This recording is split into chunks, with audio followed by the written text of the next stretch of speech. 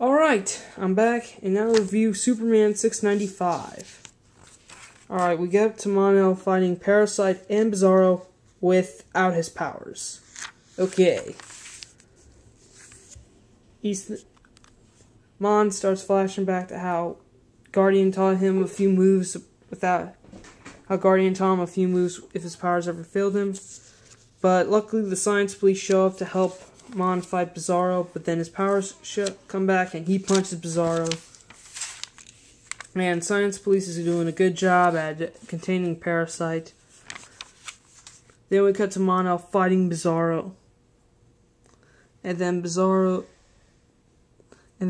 declares that his power, quote, me stay on Earth, me not go back to Bizarro world. Me not come back. Me not bring Bizarro Mon-El with me. So, don't know if that's foreshadowing or not, but okay. Then Mon's talking to Connor, saying that, do you know where my rocket is? Because he needs it, and he says that his rocket's probably in the Fortress of Solitude, and he needs Connor to help him because his DNA is closely accountable, and he'll be able to freely move about the fortress. And he says, also, you can also program the fortress's maintenance robot, which surprises Connor. Wait, the fortress has a maintenance robot. And then, so he asks Connor to help him with the rocket. And then Mon kind of thinks to himself about what he needs a rocket for. Mon goes back to Science Police to talk about what happened. Then, about Colonel Lane and everything, about how, Lane's pretty much manipulating the Earth to hate all Kryptonians, etc., etc. Everyone's happy to see Mon-El back, and Mon goes to talk to Perry White, who has Jimmy Olsen's signal watch, and then he states that Jimmy is shot dead, and he says that, come with me. Pretty much says, come with me, about Jimmy Olsen's death, and it's revealed Jimmy's alive, living in an old photography studio, camera factory, stating that, after Jimmy was shot, he was saved by a big alien-looking thing, Telecos of the Legion of Superheroes, and then when he woke back, he was healed, and he hid out here. And he says he likes it because now the world thinks he's dead and he can move all about to find clues. And he's revealed that he has an insider working on Sector 7734, and it's Natasha Irons, stating that she wants to help out after they put John Irons into a coma. So pretty much now there's an alliance going on between Jimmy Olsen and Mon-El. Mon goes to meet his girlfriend, and then it's revealed that we have John Henry Irons in a coma, and Natasha goes to talk to him. But then, eventually, after she leaves, John wakes up. Then Mon's hanging out with his girlfriend, and then he says he has to leave, and then Mon-El leaves, finds where Guardian is, and he says, we've got trouble, and then it shows Nightwing and Flamebird busting out, which cannot be good. Which ties into a tie-in for action. So, yeah. Okay, Superman, Man of Valor, I'm enjoying the arc. Moving on. Green Lantern 49. Most people have been asking since Blackest Night, what the hell is John Stewart doing? What the hell is he doing? What's his main purpose in all this? Well, this is a spotlight issue for John Stewart.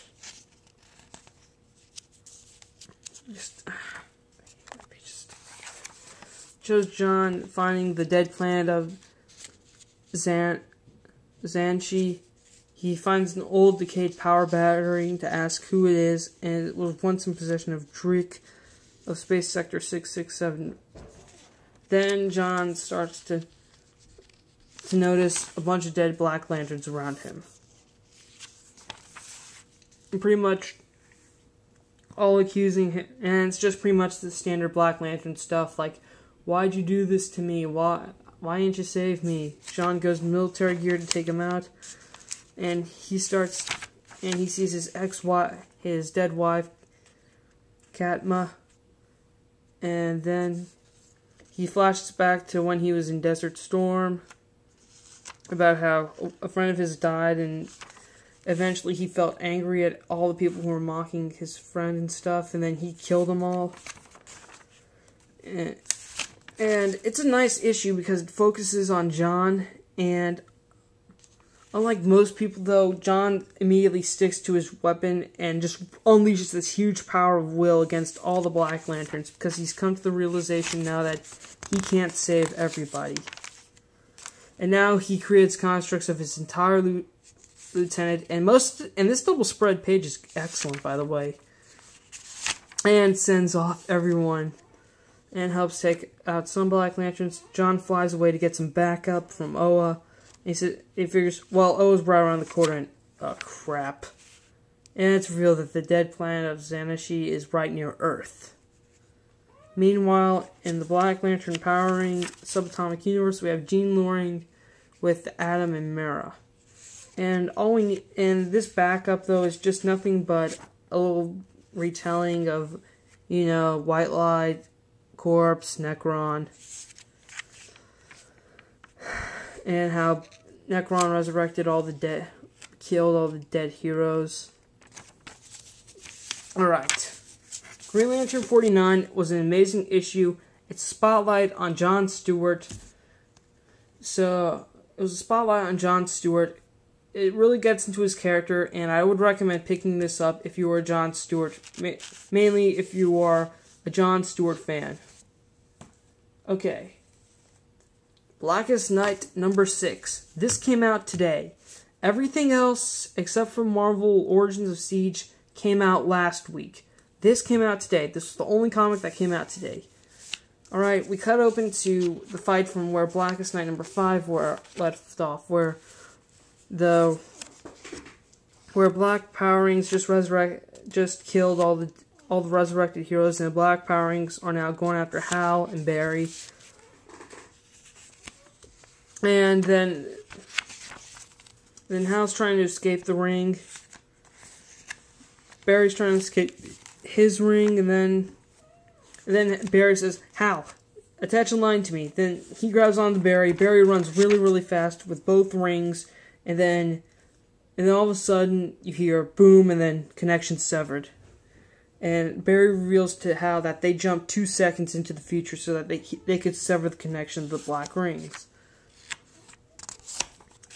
So, anyways, they go off, and meanwhile, back in the subatomic universe, Deadman possesses Jean Loring, giving Mara and Adam enough time to escape.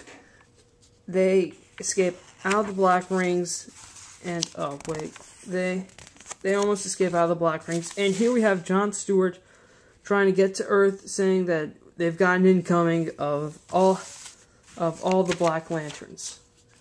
Mara and Ray escape the Black Ring and then arrive at the Kosei graveyard. And Mara, we're getting rage as she's about to fight Wonder Woman. And then Ganthet reveals that the Power Rings can still duplicate themselves and deputize anyone into the Corps. So he duplicates Hal's ring and now he's Ganthet the Green Lantern, which is good. And then Ganthet reveals that all the rings can duplicate because they're all based on Owen technology. So he duplicates everyone's ring. The blue ring goes after Barry. Then even the orange ring duplicates, and then it goes after, Lex Luthor. Still, who else is more greedy than Lex Luthor? And the yellow ring, since Batman's dead, I guess we gotta make do with Scarecrow. Then the indigo ring goes on to Adam. The red ring goes to Mara, and then the violet ring goes to Wonder Woman. So now, and thankfully, it severs Wonder Woman's connection with the Black Lantern Corps, and now we've got Orange Lantern Luthor, Red Lantern Mara, Blue Lantern Flash, Indigo Adam, Yellow Scarecrow, and Violet Wonder Woman. Now then, what can I say except this seems to be pretty interesting now that Blackest Night number 6 is really getting forward with this issue, and I'm almost out of time by just describing it one word: awesome. Pick it up later.